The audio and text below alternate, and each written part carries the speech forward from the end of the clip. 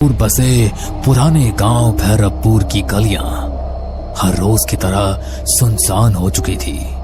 आसमान में हल्के बादल थे और ठंडी हवा के झोंके पुरानी हवेली की टूटी खिड़कियों से सनसनाहट पैदा कर रहे थे। गांव के लोग इस हवेली के पास से भी नहीं गुजरते थे। कहते हैं यहां अजीब अजीब आहटें सुनाई देती है, जैसे कोई अनदेखा इंसान आस पास घूम रहा हो। रीना अपने दोस्तों के साथ गांव घूमने आई थी। सबने मजाक मजाक में कहा, चल रीना, तू तो बहुत बहादुर बनती है।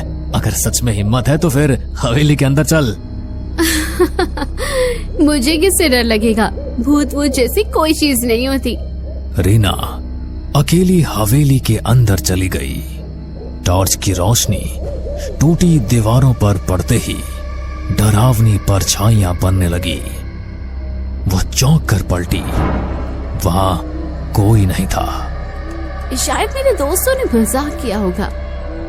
लेकिन अगले ही पल उसने टॉर्च की रोशनी में देखा, दीवार पर उसके अलावा एक और परछाई हिल रही थी। रीना की सांसें तेज हो गई। उसने धीरे से पुकारा, कौन है वहां? पर कोई जवाब नहीं मिला। बस धीरे धीरे कदमों की आहट पास आने लगी। वो भागकर बाहर निकली। दोस्त हंस पड़े। क्या हुआ? रंग उड़ गया चेहरे से? रीना कांपती आवाज में बोली, नहीं, अंदर कोई था। दोस्तों ने मजाक उड़ा दिया। लेकिन उस दिन के बाद से रीना के साथ अजीब घटनाएं होने लगी। कभी रात में उसके कमरे में किसी के चलने की आवाज आती, कभी शीशे में उसके पीछे कोई धुंधली परछाई दिखाई देती। गांव का नाई रघु रोज रात को देर तक दुकान बंद करता। एक दिन जब वह तालाब के किनारे से घर जा रहा था तो उसे लगा कोई उसके पीछे पीछे चल रहा है। कौन है बे? सामने आ। पर कोई जवाब नहीं। वो तेज कदमों से चलने लगा, लेकिन नाहट भी उतनी ही तेज हो गई। अचानक उसके सामने एक सफेद साया खड़ा हो गया। आंखें गहरी हरी चमक रही थी। रघु, तेरा समय आ गया है, तू बच नहीं पाएगा। रघु जोर से चिल्लाया और भाग खड़ा हुआ। अगले दिन गांव वालों ने देखा रघु पागल सा हो गया था। वो बार बार कहता, आहट मुझे ले जाएगी, आहट मुझे ले जाएगी। अनिरुद्ध गांव के स्कूल में मास्टर था। वो भूत प्रेत में विश्वास नहीं करता था। लेकिन एक रात जब वो हवेली के पास से लौट रहा था तो उसने साफ साफ सुना जैसे भारी जूतों की आवाज उसके पीछे से आ रही हो। अरे ये कैसी आवाज है? यहां तो कोई और नहीं है। वो मुड़ा, लेकिन पीछे सिर्फ खाली सड़क थी। फिर अचानक उसके कान में किसी ने फुसफुसाया, तू बच नहीं पाएगा। रीना, रघु और अनिरुद्ध तीनों अलग अलग लोग थे, लेकिन सबने एक ही चीज महसूस की, और वो थी आहट। गांव में धीरे धीरे डर फैलने लगा। लोग कहने लगे कि हवेली में दबे किसी रहस्य की वजह से ये सब कुछ हो रहा है। गांव भैरवपुर में अब हर कोई हवेली का नाम लेते ही सिहर उठता। रीना का चेहरा अब पीला पड़ चुका था। रघु पागलपन की हद तक डर चुका था, और अनिरुद्ध मास्टर भी अब रात को अकेले निकलने से कतराने लगा था। लेकिन ये डर यहीं नहीं रुका। सविता रोज रात को अपने आंगन में तुलसी को दिया जलाती थी। उस रात भी उसने वैसा ही किया। लेकिन जैसे ही दिया जलाया उसे लगा मानो आंगन में कोई खड़ा है। कौन है वहां? अंधेरे में कुछ भी नहीं दिखा, लेकिन हवा का एक तेज झोंका आया और दिया बुझ गया। सविता ने माचिस जलाई, तभी देखा आंगन के कोने में एक औरत खड़ी थी, काली साड़ी में, बाल बिखरे हुए। हे भगवान! वो औरत धीरे धीरे आगे बढ़ी और उसके कान में फुसफुसाई, आहट सुनो, आहट सुनो, तुम्हें कोई लेने आ रहा है। सविता चीख पड़ी। घर वाले दौड़े, लेकिन वहां कोई नहीं था। अगर यहां कोई आत्मा है तो आज मैं उसे शांति दूंगा। वो मंत्र पढ़ने लगा। तभी हवेली की सीढ़ियों पर धीमे धीमे कदमों की आवाज आई। कौन है वहां? कोई जवाब नहीं, लेकिन अचानक उसके सामने लोहे की जंजीर अपने आप हिलने लगी। मोहन घबरा गया, लेकिन हिम्मत करके मंत्र पढ़ता रहा। तभी दीवार पर खून से लिखा उभर आया, आहट से बचना नामुमकिन है। मोहन के हाथ से माला गिर गई। वो भागते भागते गांव लौटा। ये जगह अशुभ है, वहां कोई अनदेखी शक्ति है। अमर गांव और कस्बे के बीच बस चलाता था। एक रात उसकी बस में कोई भी यात्री नहीं था। बस सुनसान सड़क से गुजर रही थी। अचानक उसने देखा बस की पिछली सीट पर कोई बैठा है। उसने शीशे में देखा सफेद कपड़े पहने एक आदमी, जिसका चेहरा धुंधला था। अरे कौन है? टिकट तो लो। कोई जवाब नहीं। अमर बस रोककर पीछे गया। सीट खाली थी। वो लौटकर ड्राइवर सीट पर बैठा। तभी उसके कान में आवाज आई, बस चलते रहो, आखिरी मंजिल तो मेरे पास है। अमर की हालत खराब हो गई। उस दिन के बाद उसने रात में बस चलाना ही छोड़ दिया। गांव वालों की दहशत सुनकर पुलिस ने जांच के लिए डीसीपी अरविंद को भेजा। अरविंद बहुत तर्क संगत इंसान था। भूत प्रेत की बातों पर हंसता रहता था। अरे ये सब अंधविश्वास है, मैं खुद हवेली जाऊंगा और देखूंगा। रात को वो टॉर्च लेकर हवेली पहुंचा। दीवारें खंडहर हो चुकी थी, लेकिन अचानक सीढ़ियों पर भारी कदमों की आहट गूंजी। रुको, कौन है वहां?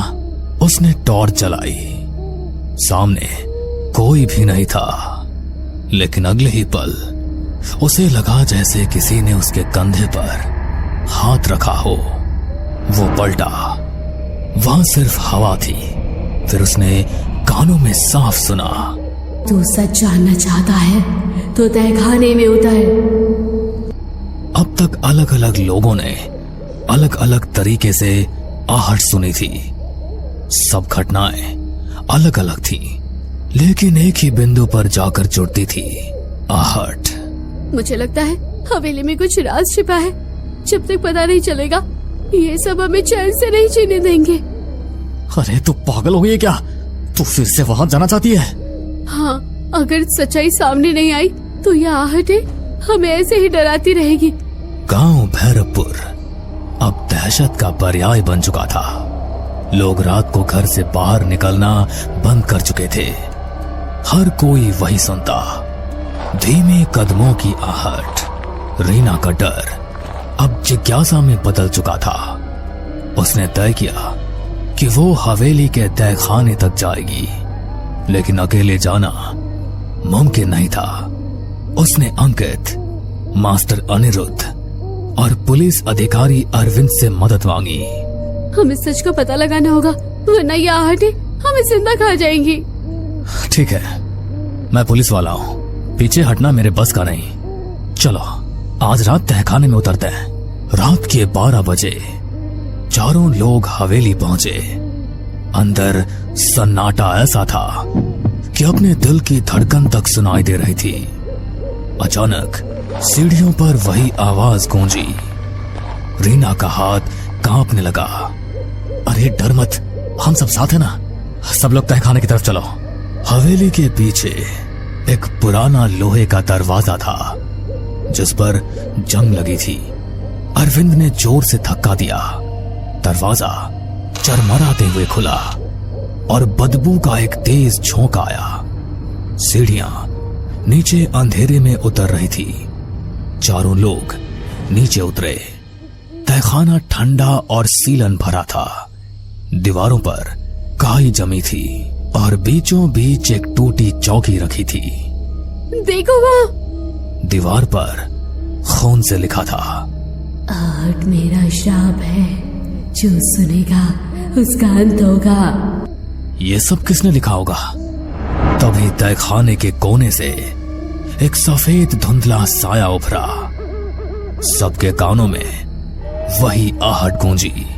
मैं इस हवेली की मालकिन ललिता हूँ। 100 साल पहले मेरे पति ने लालच में मुझे यही जिंदा दफना दिया था। मेरी चीखें, मेरे कदमों की आहट सब यही गूंजती रही। रीना की आंखें फटी की फटी रह गई। तो ये सारी घटनाएं वही आहट? हाँ। अचानक तहखाने की दीवारें हिलने लगी।